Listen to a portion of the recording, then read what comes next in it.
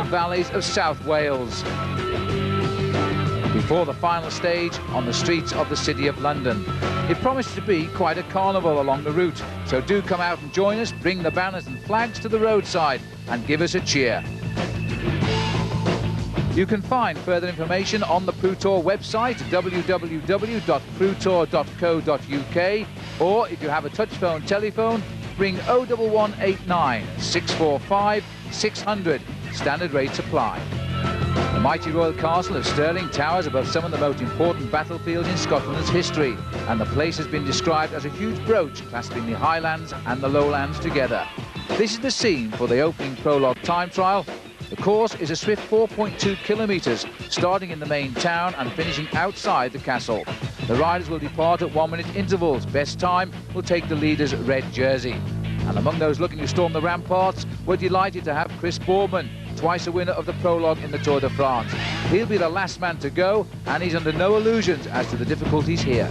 Today's my best chance of success on the Prologue circuit. It's all perfect for me bar the finish, not too technical, but this cobbled climb is really going to be the most testing part of the course for me personally. Up against some of the best, or one of the best Prologue riders in the world, in Jaroslav Hincapie. So he's no slouch, and it's going to be very, very difficult to do. It's one of those good ones to watch, horrible ones to ride. And Chris Boardman will be the last of the 108 riders to start, but a few moments ago this man arrived at the finishing line, and is Dariusz Baranowski, the Polish time trial champion for the US Postal Service team, and this was a big surprise, under the banner in 6:11, but that time rounded up a few moments ago to 6 minutes 13 seconds. Still, it's the best time on the board, 7 seconds better than Laurent Lefebvre of France. And the two bright voice boys, Chris Walker and Chris Newton, they're both in and commanding high finishes too, in 3rd and 4th place. Now, Matt Illingworth down on the bottom, and here's the left turn. This is where the pain starts. It's 1,000 metres to the summit. This lovely smooth road in a minute will turn into cobblestones, and every rider that came to check the course out this morning was shocked by the severity of this finish. They certainly were, and it really is a difficult circuit to judge, because you go out flat out on the opening pass of the course. You're using the biggest gear that you have, trying to ride at a speed of approaching 31, 32 miles an hour. Then when you turn this left-hand corner here and you come up to the final climb up to the castle, you've got to change to the right to the other end of your cluster, because then you've got to try and find a low gear and keep the speed going as high as possible. But once you start to lose momentum, then you hit the cobblestones, which is just about where Matt Illingworth is getting to now. Well, he's going to have to hold his rhythm here and try and pull the best out of those big legs. He comes from a cycling family, because Mum Ann also was a great cyclist in her day, and she's watched Matt develop into be a very good international bike rider. Now, the team that Matt rides for, the Bright Voice team, has had a tremendous start to the year in Great Britain, losing only one major race, and one has to say that was all because Chris Newton fell off in sight of the flag. Otherwise, they'd have won them all. Now he's stomping onto the cobbles, or he isn't in fact, Paul, because like all the bike riders, he's tried to find that little bit of smooth road on the left, and that will make for a quick time. But he's not, I don't think, well, let's see how close he is, because we haven't had a time check at all on him on the climb. He's aiming at the time of Dariusz Baranowski, which is 6 minutes and 30 seconds. And now he'll get his first glimpse in a matter of yards at the finishing line. He still looks as though he's got some strength. Well, he does. The time on the finish line here at the moment is 5 minutes and 54 seconds, so he's going to push it, but he's still around about 15 seconds from the finish line, and this could well be the best time so far, Phil, because he's still got a lot of energy. This is a tremendous finish. Well, Illingworth, we thought, would produce the goods, but we thought Baranowski's time was going to be a little bit too good, and it might be just that, a little bit too good, because Illingworth comes in second place, 6:14.967, but whichever way you look at it, Matt Illingworth has produced the goods there. That was a great ride. 9-6. Well, getting the countdown at the start house is George Hincapie, the US Postal Service. He's got good form. He had a very good Tour de Loire in France just a couple of weeks ago, weekends ago. And this is still Chad Gerlach here out on the course, Paul. And he's riding here for the Oil Me team, which is a new team for me. I've never seen the riders in action as a team in this squad before, but they had a pretty successful Tour of Langkawi right out in February. I think it was 3 stages they won. They won 3 stages down there with Roberto Gaggioli, who's also riding the Prutour this year. And in fact, this team was thrown together at the very last minute, so it was a great surprise for them to have so much success. One of the men responsible for bringing the Linda McCartney brand into cycling is Mark Walsham, wearing number 61 at the moment, one of the ambassadors of British cycling, and certainly putting in a very creditable ride. This man always puts in a creditable ride. He's a terrific competitor, a great performer, and the backbone of British professional bike riding. Mark Walsham, so often a medalist when it matters, and another solid performance from Mark here to get him on the open road tomorrow. 36 at the moment, and just 42 seconds off the pace. Now waiting for the start, and the next man that should come up in the start house will be John Clay of the Bright Voice team, and he is a rider a lot of people are thinking can pull out the surprise today. He is having a tremendous season, 7 big wins already for Johnny Clay, including the Travel-Wise Tour of Lancashire and the Girvan 3-day here in Scotland. Back to the finishing line, George Hincapie. Well, there's been rumours all around the course that George has been doing a good ride. Now, has he kept the pace on up the climb here? The big man from Charlotte in the United States, and look at the clock, and Baranowski is going to be run very close here by his teammate, and this will be a surprise. Hincapie tipped in fact Ekimov to win. He's still to come. Hincapie, best time, 6 minutes 10 seconds. He's more than 3 seconds better than Baranowski. Well, he's had good form in the last few days as George Hincapie, and he certainly delivered on the climb today. This is now the new overall situation. Hincapie is top by 3 seconds over Baranowski, and in third place now is Matthew Illingworth. So, everything to race for the late starters. The top teammate now of Chris Boardman, Stuart O'Grady, and this is a rider many feel can win this tour overall, and I wonder if he can, because O'Grady is such a strong man from Australia, former world champion. Johnny Clay is now out on the course. He's pounding up the hills towards the finish, and he is still going very, very well indeed. Well, I tell you what, he's not very far from the summit now, and then we'll get some idea what he's likely to do. He's aiming now at the time of George Hincapie from Charlotte, and 6 minutes 10.38 is the time at the moment. And he still looks as though there's plenty of effort coming out of that body as he comes up the climb. He's giving it everything he can. His bike, in fact, is giving it so much he's losing a little bit of traction on those cobbles. Time by Hincapie is 6 minutes and 10 seconds. I don't think he's going to get that, Paul, because we can see the clock out of the window, and 6:10 has gone by now. So as we start the climb here now, or finish the climb rather, he's going to finish in 6:21 for Clay, 12 seconds at a 5th best time. He might be a little disappointed, but I'm not too sure. Anyway, one man now we've got with Graham Jones is the man who has socked it to them at the moment, George Hincapie. Well done, George. Over to you, Graham. George, fastest time so far. Did you expect you were doing such a good ride? I heard my director, you know, he was following me. He said I was 2 seconds up on Darius. And Darius is a really good hill climber, so I just knew that I had to, like, keep a good pace up the climb. But I tell you, there's no pacing at this climb. No matter how easy or how hard you go up the bottom, these last 300 meters or 200 meters are just hell. No matter any way you look at it, there's no pacing up that thing. This man we're looking at, Stuart O'Grady, he knows how to pace himself. He's used to performing at over 4 or 5 minutes. Well, let's see how he handles the hill. This is the easy part of the climb before you realise it gets harder. And O'Grady climbing this at a nice steady tempo. A lot of power is coming out of those big legs. He is a medalist in the Olympic Games in 1996. He is also a Commonwealth Games champion. He's actually a very, very good track rider, former world champion on the track as well. But he's a rider who is gradually developing towards becoming a top road racing cyclist, especially in the single-day classics. And we go to a very familiar face around the world over the years, that of Sean Yates. 12 times a rider in the Tour de France. On one magic day in 1994, he pulled on the leader's yellow jersey. Well, this is Stuart O'Grady now coming up towards the finish. He's absolutely powering over the cobbles. He's riding very close indeed to those pavements at the side there, keeping on the smooth part here. You can see the concentration in his face here. He's looking for a very good time indeed, but as you can see now, Phil, the gears started to get just a little bit too big for him. He may well have overestimated his own power. As he comes round the corner, though, the clock says 6:06, so it's going to be very close on the time of George Hincapie. I tell you what, can he sprint? Because he's going to have to sprint to get it here. O'Grady already slipping away behind George Hincapie. He's now slipping away into 4th place. place, but it's going to be a high finish for Stuart O'Grady. 6:19, he'll slot in 4th place with that time. And again, George Hincapie has told us it's very difficult to measure your effort. And looking down now at the moment at Sean Yates as he now gets underway. Well, he's actually been out of the international scene for a season and a half. He was settling into domestic affairs, winning many races, the current 50-mile time trial champion in Britain. But I bet he never thought he was going to turn up racing against Tour de France riders again.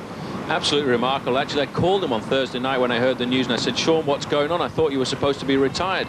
He said, well, you know, I've set up my own gardening business, but I just wanted to see how I could measure myself against the other guys on the international scene.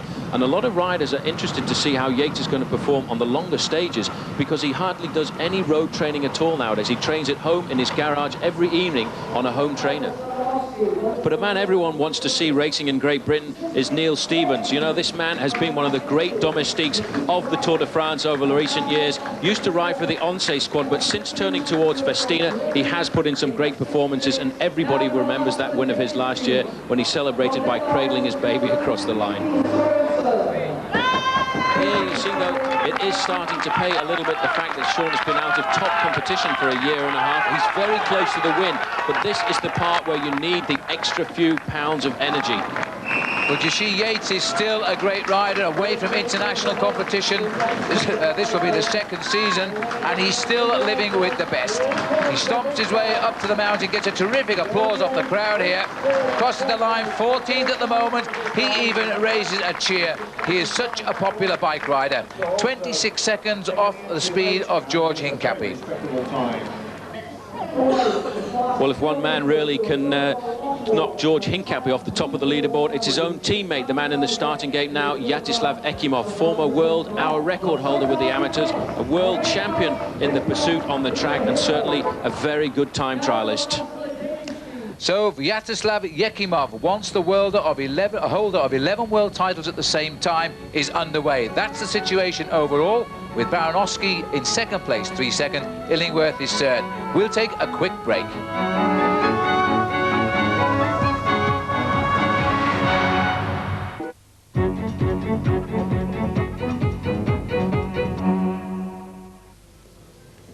And welcome back. We're covering live here the first stage of the Prutour, a 4.2 kilometres prologue time trial, with the whole field going at 1-minute intervals, and we are coming down now to the top riders in the event. Rob Hales is one of those riders, former British champion, a reigning British champion in fact as well, and Rob Hales now making his start, and we really feel that Rob could surprise. Well, while Rob Hales has made his start, Neil Stevens is approaching the finish, and here he comes. So Stevens is stomping up the mountain as well. He looks as though he really is finding his form now. He's suffered from a problem with his tendons. He's had operations. Now he's on a proof test here in the Prutour. 6:24.52 for him, and that doesn't keep him too far off the pace. In fact, for Neil, that's a very, very good performance. It hasn't altered the overall situation. Neil coming in at 7th place there. And Hincapie still the leader, Baranowski at 3 seconds, and Matt Illingworth is 3rd. Right, let's go back down to Graham Jones, because I think now, Graham, you've got Sean Yates with you. Sean, a surprise late entry to the Prutour. What made you want to come back? I thought, you know, it was probably my last opportunity to race against the pros. It was basically a too good an opportunity to miss, and I got, you know, called up by the Lyndon McCartney team. It's great to be associated with them, because all the money goes to charities, and she fought for a lot of good causes, so I thought, you know, it was worthwhile for me to come and try and help that cause. Thank you, Graham. And there he is in the start house, the man that we hope will turn the result upside down, Chris Boardman. He is a bag of nerves because his form has not been good this year. He's been sick. And in fact, he has had not a great deal of worthwhile performances, except, Paul, he's given us a good hint in the Podium International, Tour Romandy. He's still a great time trial rider. He still is a great time trial rider. The seconds ticking away for him now for what is going to be a very important 4.2 kilometre test. He's still trying to qualify for the World Championships on the pursuit later this year, but a great ride by him could really pull him back up. Now Ekimov is not going to beat his own teammate, Phil. Coming round the corner there, he slipped away from the time of 6 minutes 10 seconds set by Hincapie. Well, George Hincapie said Ekimov would probably win this. If he didn't, then it would be Boardman, and Hincapie himself has beaten Ekimov. This is a turn up for the book. This is the Russian champion coming up to the line now. Vyacheslav Yekimov crosses the line, and he's only in 10th place. He will not be happy with that. So Yekimov, 6:28, and concedes 18 seconds to his US Postal Service teammate, George Hincapie. Now, let's get alongside Chris Boardman. Remember, these are live pictures of Chris in action, and Chris is going to know almost immediately whether it's happening or not, isn't he? He certainly will. Once he gets out there and covers the first kilometre of this course, he'll know just exactly how he is. This first little part of the course here, he has one small climb to negotiate. Now he gets onto the very fast 3-kilometre section in between the start and the bottom of the climb. This is the normal position that Chris Boardman will adopt. Right behind him in the team car is his team manager, Roger Leger. They've worked very closely together. They're trying to get Boardman back into some kind of form to go forward to look at the Tour de France. At the moment, Phil, he's going very fast. Well, everybody likes Chris Boardman. He has done so much for British cycling. He came to the fore with the Olympic Championship in 1992, and he is doing very, very well here at the moment. Now he's settling in. Well, let's pick up Rob Hales, because news is reaching us that Hales is almost equal to George Hincapie's time at the halfway point. There's virtually nothing in it, Paul, so it's a question of who climbs the hill best at the moment between Hales and Hincapie for the race lead. And the advantage that Hales has, Phil, is here is a time trialist. He is a specialist. He's a very good man at these short, fast, explosive events. What he has to do now, though, is make sure that he's dosed his effort perfectly. He has to keep a little bit under his belt for this last climb up to the finish. But he does look to me, Phil, as if he's starting to suffer as the road tilts upwards. Oh, I can feel the pain from here, Paul. Look at the way those legs are going on the climb. Now, Rob Hales has had a brilliant start to the season. He really is a tremendous future hope for British cycling. He rides the track with tremendous success as well. But, you know, this long climb to the finish, had this been a flat race, I would have tipped Hales to have won this race. But on this climb, which goes on and on towards the gates of Stirling Castle, I think this may cost Rob Hales, and the experience of George Hincapie may prove best. It may well prove best, but also don't forget the last man out on the road, Chris Boardman, is a very experienced time trialist. He knows exactly how to dose his effort, as we're still looking at the face of Rob Hales, trying to pick it up in the easier part in the middle section of the course here. In fact, he still has the energy left. He's lifted his pace just a little bit coming round the corner and looking for a fast finish. We're around about 6 minutes on the finish line now, so everything is going to be very close. So we're still very, very close here. There's the time of Hales. Hincapie is below, but it's an awful long way to the line, although he can see it. There's the line. Rob Hales is going to be desperately close, but he's on the other side of Hincapie now. Now, can he finish up near the leaders? Rapidly descending down the overall, as the seconds mean an awful lot in this opening prologue.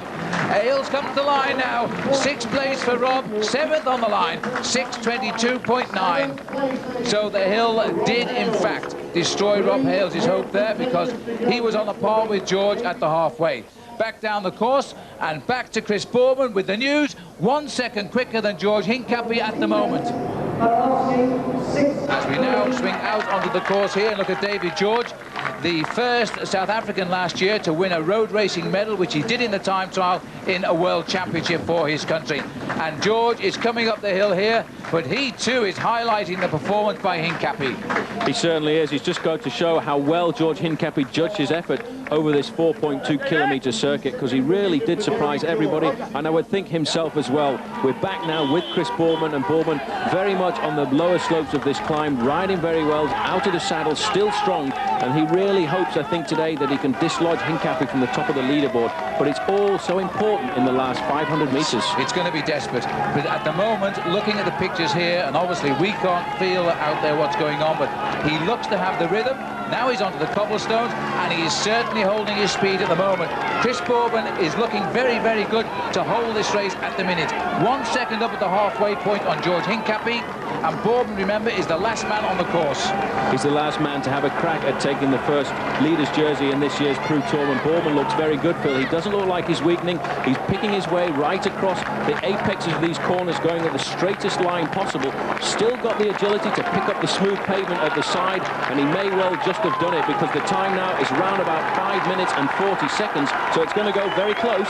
He has literally flown up this hill. He's starting to hurt a little bit now for Chris Boardman, but he has climbed it so well. There's the finishing line now. You can see Paul Manning just ahead of him finishing. Chris Boardman is going to win this race. I feels certain of that as he's aiming for the time of 6:10.38 for George Hincapie. Chris Boardman comes to the line, ignore the clock, there it is now, and he hits the line, 6:08.68. The last is kept for the best. Chris Boardman has won the Prutour opening prologue, and that will mean a lot to Chris Paul. And he's still going into the parking lot at the top of the climb here, trying to recover, and I think getting the news there from his soigneur that in fact he has put in the best time to win. And this really is the result Chris Boardman wanted to see today, winning the stage from George Hincapie of the US Postal Service team by just 2 seconds. Hincapie's teammate Darius Baranowski took a great third place, 5 seconds back, and Matt Illingworth should be delighted with that 4th place, 6 seconds off the pace. Looking further down, Neil Stevens of Australia and Festina was 9th, 16 seconds back. Vyacheslav Yekimov, the Russian champion, a disappointed 12th, and Sean Yates making his comeback to big-time racing, taking a very creditable 19th. The last rider, by the way, was Sebastian Medon of the Festina team. He lost 1 minute and 45 seconds. And on the podium today, in the red jersey of the leader of the Prutour, is Chris Boardman. And this is what he really wanted, and this is how he did it. He stormed up on the cobblestones to the gateway of Stirling Castle. He stamped his authority on the prologue time trial in a major race yet again. And now he's talking with Paul Sherwood. There's certainly a lot of pressure on your shoulders though this morning. They put you off last man in the field and you realised you had to do something special. Yeah, when I received the number 1 last night, I thought, oh my God, thanks very much. But I've long ago accepted, really, it's part of the job. You've just got to get on with it. Pressure is part of the job. Nobody likes it, but you can either deal with it or you can't. And today was touch and go whether I was dealing with it. I was very shaky at the start. The finish bit is actually the easy bit when you've got the line in sight. And today I could actually see the clock over the line and see those seconds ticking away.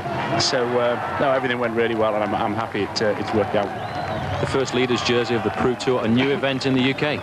Yeah, and everything I've seen up to now has been very, very impressive. The organisation has been very slick, and you can actually see in the detail the amount of organisation and work that's gone into this.